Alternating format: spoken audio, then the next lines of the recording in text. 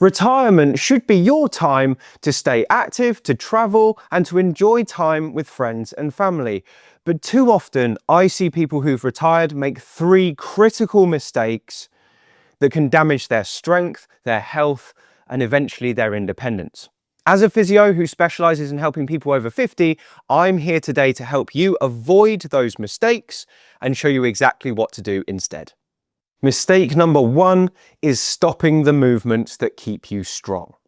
Now, many people retire and start to move less than they did when they were working. They might lose their morning commute, or they might have just less activity throughout their day. But people don't often realize that it's these small, regular movements that are keeping them strong. And when we start to slow down and don't move as much, muscle loss accelerates at a frightening pace. When we lose muscle mass, we lose strength, and with that loss of strength comes a loss of mobility, a higher risk of falls, and a greater risk of pain and arthritis. So how do we fix this problem? Well, the solution is to take 2 or 3 short strength training sessions each week to build muscle and strength back up. And you absolutely can rebuild muscle and strength over the age of 50 or 60 or even 70 and beyond. It just takes some consistency and some effort. So I'm going to show you some of the best exercises to help you do just that in just a moment. But before I do, these exercises are not going to be suitable for everyone watching. Get checked out before you try them, and if they cause you any pain, just avoid them. The first exercise I'm going to show you today is simply one of the best to help you maintain strength and mobility, especially if you're worried about improving the strength of your legs. Now, this is called the goblet squat, and it strengthens your quads and your glutes, 2 of the most important muscle groups to keep you mobile and active.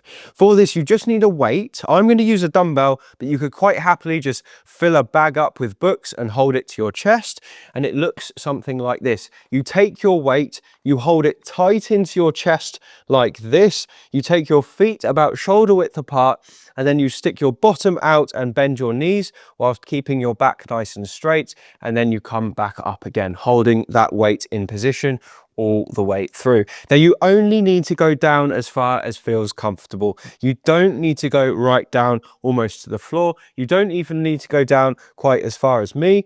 Just keep going until you feel you reach your limit. If that's there, that's totally fine. If you do enough repetitions, you'll certainly feel it in your quads and glutes, and it will be doing something magnificent for your strength and mobility.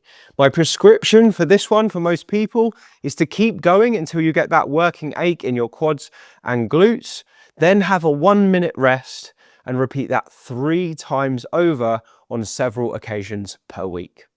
The second exercise that can help you maintain your strength is the curl and press with a resistance band. And this is a great exercise for strengthening your shoulders and your arms. You just need some resistance band or tubing that you can get very cheaply online. Drape the middle of it on the floor and stand on the middle like this. Come and stand nice and tall after you've done that, with about equal tension in each hand. We're then going to do a couple of stages to complete the movement. The first is a curl, the second is a twist, and the third is a press overhead. Then put it into reverse, bring it down, in and down. So it's up, out and up, and then down, in and down. And this is the movement that you repeat until you start to feel a working ache in your arms and in your shoulders, trying to keep that back nice and straight and the neck relaxed throughout.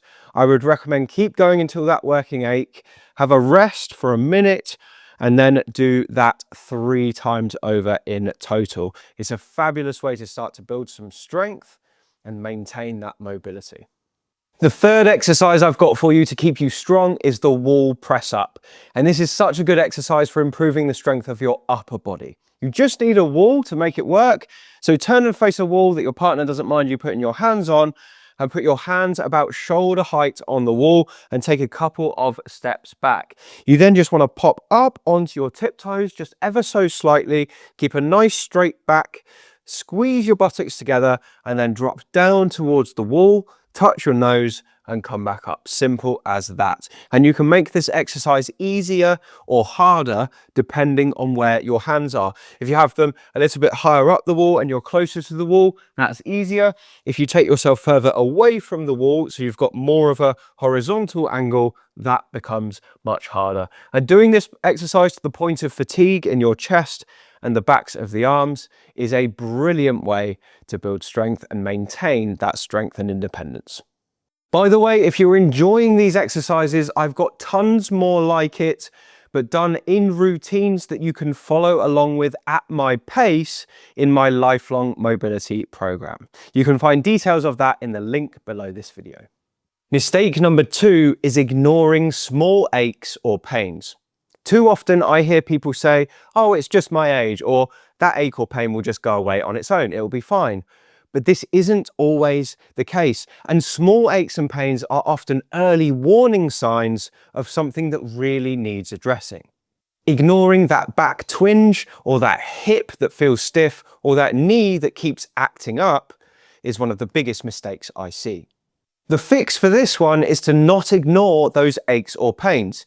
If you've got a pain and it hasn't budged in a while, definitely get checked out. But the good news here is many aches and pains can be fixed on your own if you know what you're doing. Simple movements that improve your mobility can work wonders at reducing aches and pains. Here is one of my favorite techniques to help you feel better if you've got pain or stiffness. One of the best ways to treat common aches and pains before they become a big problem is through gentle mobility work. So let's just say you've got a painful hip, for example. Now, one of the first things I would try is what happens when you mobilize that painful hip. Does the pain get better or worse? And you'll find that for many, many people, the mobilization of that hip will make the pain better.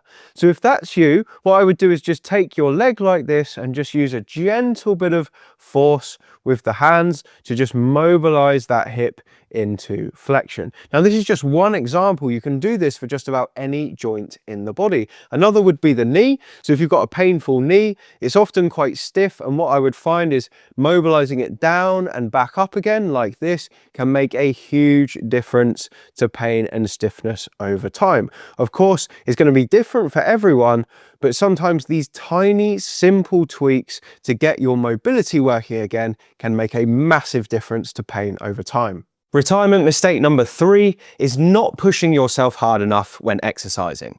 Now, this one might surprise you, but I see so many people over 50 playing it too safe when they exercise. Look, I get it. Maybe you've had a past injury, or maybe you've got some arthritis, and it can sometimes feel sore to exercise. But here's the truth. Not pushing yourself hard enough can almost be as bad as pushing yourself too hard. Now, I'm not talking about lifting the heaviest weights in the gym or running a marathon. We're talking about gently challenging your strength, your mobility, and your balance. Look, you should feel your exercises working. A bit of an ache in the muscle or a tiredness in your heart and lungs, that is the sign that things are working. And you can keep your exercise safe whilst following this principle, but safe doesn't have to mean easy. You want to stimulate your body, not strain it. Now, if you're talking about weights, I like the concept of reps in reserve, which is basically how many reps you had left in the tank when you put the weight down. If you had just 2 or 3 reps in reserve when you put your weight down, that's brilliant. That means you're on the right tracks to getting fitter and stronger. When we're talking about cardio, like cycling or swimming, you want to get to the point where you're a little bit out of breath, but not so out of breath that you feel like your heart's about to jump out of your chest. So here's the take-home message from today's video. Number 1, don't slow down after retirement. Keep those muscles working.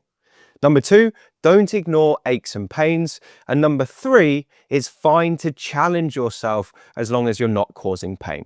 I hope this video has been useful and you've learned something from it, and I hope it helps you to avoid some of these common pitfalls. If you've enjoyed it, hit the like button and make sure you're subscribed to the channel and share it with someone else who might find it helpful too. Anyway, thanks so much for watching, and I'll see you again next time.